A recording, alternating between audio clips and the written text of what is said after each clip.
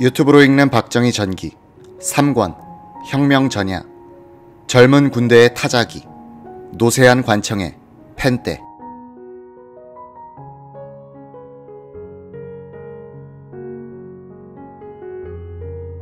박정희 군수기지 사령관 아래 참모진은 참모장 황필주, 김용순 준장, 인사참모 박태준 대령, 작전참모 김경옥 대령, 헌병부장 김시진 대령, 비서실장 윤필용 중령, 공보실장 이낙선 소령 등이었다. 모두 그 전에 박정희와 함께 근무했거나 육사 시절 제자였던 박정희 사람들이었다. 이들은 5.16 뒤에도 박정희 대통령을 측근에서 보좌하게 된다. 육사 6기 출신인 박태준 대령은 육본 보임과장이란 요직에 있다가 박정희에 의해서 발탁됐다. 어느 날 내 방에 오시더니 어깨를 툭 치셔요. 어쩐 일입니까? 하고 물었더니 군수기지 사령관으로 내정됐는데 함께 내려가자는 거였습니다. 그러시면서 사령부 창설에 따른 참모진 및 요원 편성을 해보라고 했어요. 박태준 대령은 25사단에서 연대장, 참모장을 지낼 때도 몇 차례 당시 1군 참모장 박정희 소장으로부터 함께 일하자는 제의를 받았었다. 박정희가 본부 사령직을 제의하기에 그건 밥장사 아닙니까 하면서 거절한 적도 있었다. 박태준, 자민련 전 총재는 박정희와의 운명적인 만남에 대해서 이렇게 말했다. 제가 육사에서 생도 교육을 받을 때 그분은 중대장으로서 포병술을 강의했습니다. 삼각함수도 가르쳐 주시고요. 중대장 훈시를 들으면서 강인한 인상을 받았습니다. 무언가 꽉 차고 무거운 분이란 느낌이 왔습니다. 이상하게도 저의 시야에는 그분만이 들어와요. 어린 소견으로도 많은 장교들 속에서 그분만이 반짝반짝 하는 것 같고 어쨌든 눈에 자주 띄이는 거예요. 그분이 내무사열을 하러 실내로 들어오면 어떤 기가 느껴지기도 했습니다. 군수기지 사령관으로 모셔보니 아, 이분은 이 정도 자리에 있을 사람이 아니구나 하는 생각을 단박에 할 수 있었습니다.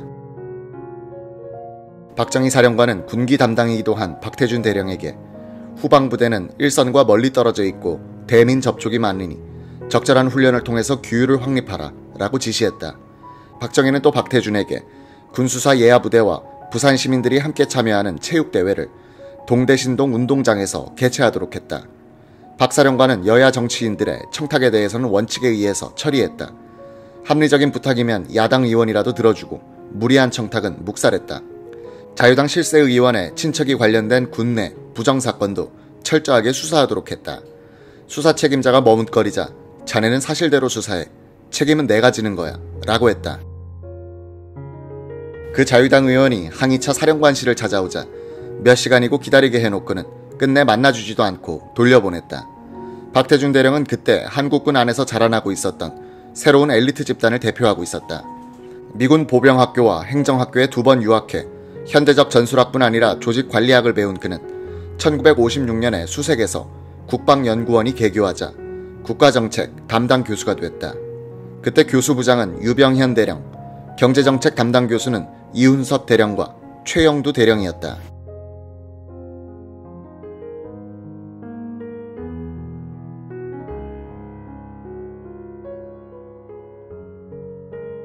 이 학교는 고급 장교들에게 국가 전략, 경제, 행정에 대한 폭넓은 지식과 시각을 제공했다. 이들은 5.16 뒤 국정 운영에서 이때 얻은 지식을 활용할 수 있었다. 국방연구원이 문을 열고 첫 시험기 과정에 학생 겸 강사로 참여한 사람이 이한빈이었다. 하버드 경영대학원을 졸업하고 귀국해 부흥부에 들어가 예산국장으로 내정돼 있었던 이 씨는 젊은 장교들의 열의에 깊은 인상을 받았다. 이한빈은 당시 미국 육군에서 개발한 기획예산제도를 우리 육군이 받아들여 적용하려 하고 있는 것에 관심을 가졌다. 이 기획예산제도는 예산 편성의 생산성과 효율성의 개념을 도입한 것이었다. 그때까지 우리나라 예산 편성은 부서별로 예산을 나누어 갖고는 무엇을 구입하는 데 얼마가 소요된다는 평면적인 계산만 하고 있었다.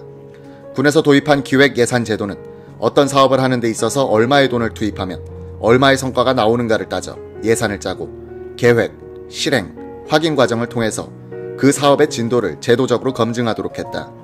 이 선진기법은 5.16 뒤 군에 의해서 우리 행정기관에 도입되고 각 부처의 기획실장이란 자리가 만들어져 기획 예산 업무를 총괄하게 된다.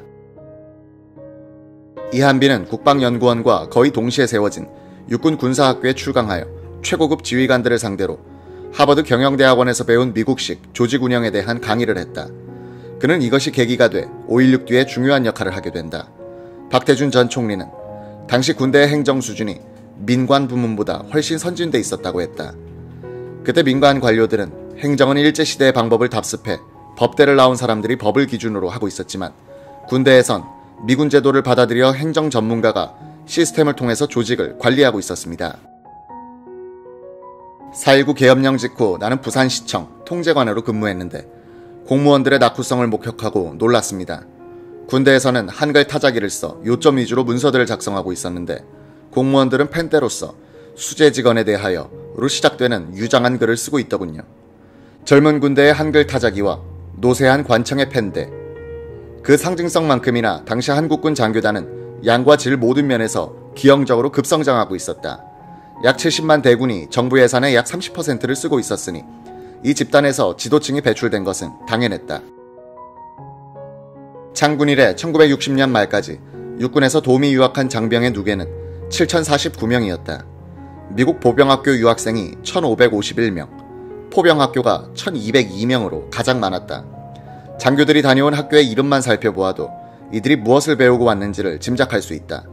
참모학교, 화학학교, 이어서 공병, 군의, 병기, 병참, 통신, 부관, 격리, 군종, 기갑, 정훈, 헌병, 고사포, 수송, 심리전, 항공, 여군, 군수, 법무학교.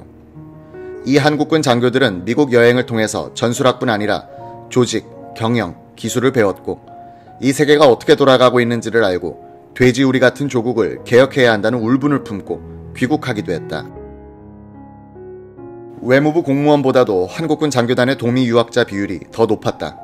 1953년의 경우 우리나라의 민간인 외국 유학자 수는 모두 613명이었는데 이해 장교 유학자는 983명이나 됐다. 이 도미 유학 장교들이 매개한 미국의 선진 방법론에 의해서 국군은 한국 사회의 최강 집단에서 선진 집단으로 질적인 변모를 하면서 거대한 개혁 에너지의 분출구를 찾고 있었던 것이고 박정희는 이 잠재력을 정권 장악과 국가 개조에 이용하게 되는 것이다.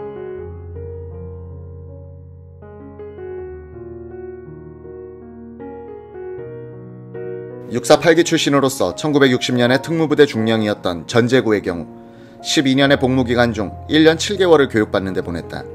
미국에 가서 보병학교에서 6개월, 정보학교에서 2개월, 귀국해서는 6대에서 6개월, 그리고 원자력학교에서 2개월간의 교육을 받았다.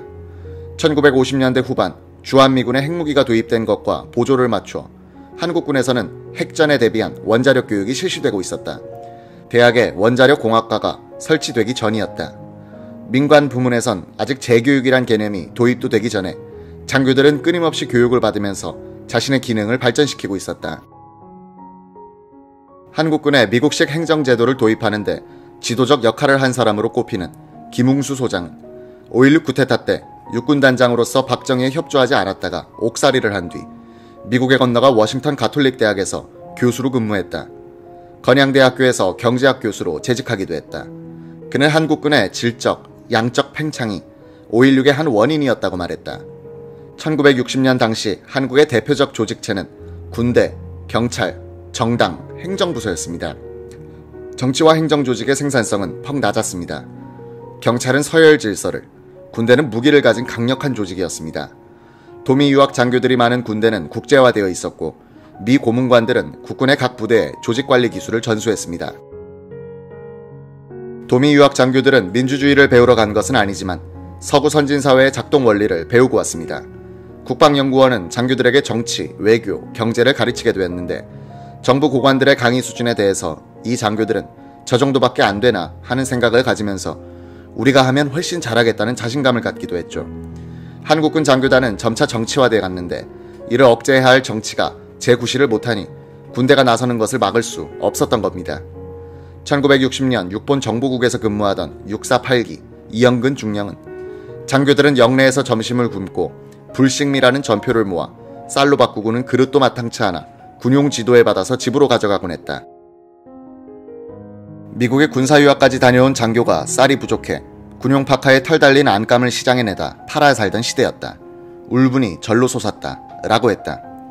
1960년 육군 연감에 따르면 이해 복무 중 각종 사고로 죽은 군인은 1347명이나 됐다. 요사이 군사고 사망자 비율보다 3, 4배나 높았다.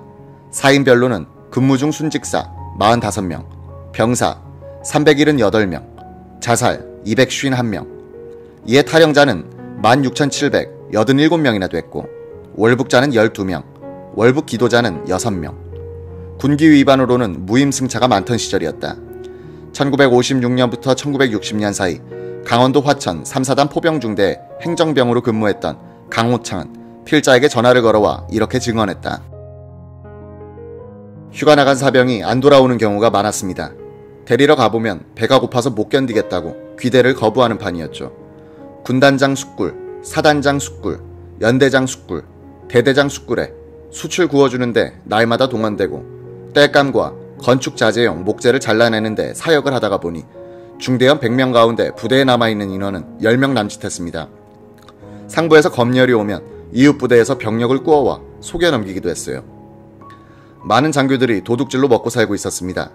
화천 시내로 훈련을 나가던 우리 중대의 트럭이 낮게 드리워진 여당 의원의 선거 플래카드를 건드려 떨어뜨린 사건이 있었습니다. 부대원들은 특무대에 몽땅 연행돼 조사를 받고 풀려났습니다. 그런 가운데서도 5사단에 가면 배가 고프지 않다는 소문이 퍼졌는데 뒤에 알고 보니 사단장은 박정희 준장이었습니다. 당시의 사회상을 반영한 군대의 이런 모습은 정치의 계절에 휩쓸러 들면서 더욱 일그러진다. 이낙선의 5.16 혁명사 증언록에 따르면 1960년 2월에 들어가면 박정희 군수기지 사령관의 행적이 분주해진다. 포항의 해병 상륙사단장 김동화 소장과의 합의로 시작된 모의는 포섭 범위를 넓혀나갔다. 박정희의 증언록을 옮긴다. 동래 온천장 별관, 백록관 숙소, 해운대 호텔 등지에서 김동하, 이주일 소장, 홍종철 중령, 전두열 대령과 만나서 혁명을 의논했다.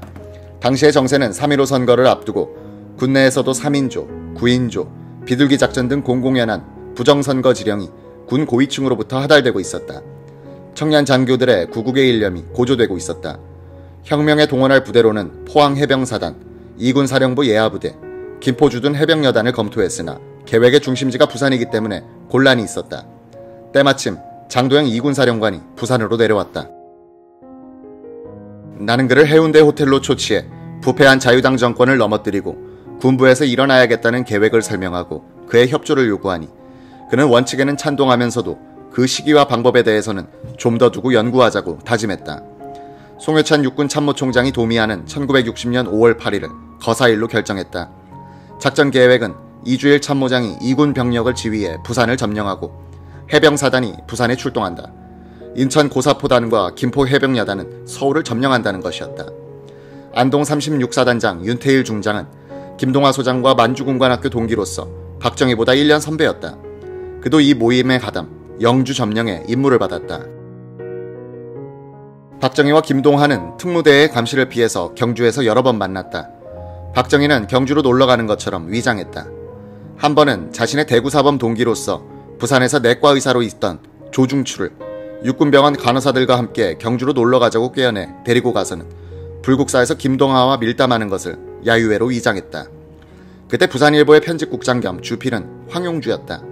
박정희와는 대구사범 동기인데 사회주의 서적을 읽고 독서회에 참여했다가 학교 당국에 들켜서 퇴학당한 뒤 일본으로 건너가 와세다 대학을 나왔다.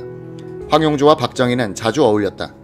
황용주는 박정희가 미국과 미군이 혁명의 가장 큰 장애가 될 것이라고 걱정하는 것을 보고 용기를 불어넣어 주려고 했다.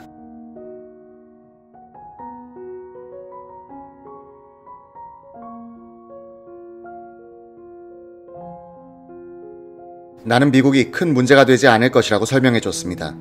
남미의 소소한 나라들에서 쿠데타가 일어나도 미국은 몰아붙이지 않았습니다. 1952년 부산 정치파동 때도 이승만 대통령이 계엄령을 펴고 그 다음해에는 마음대로 반공포로를 삭방했지만 미국은 실력으로 막지 않았다는 것을 설명해주면서 너무 걱정하지 말라고 했죠.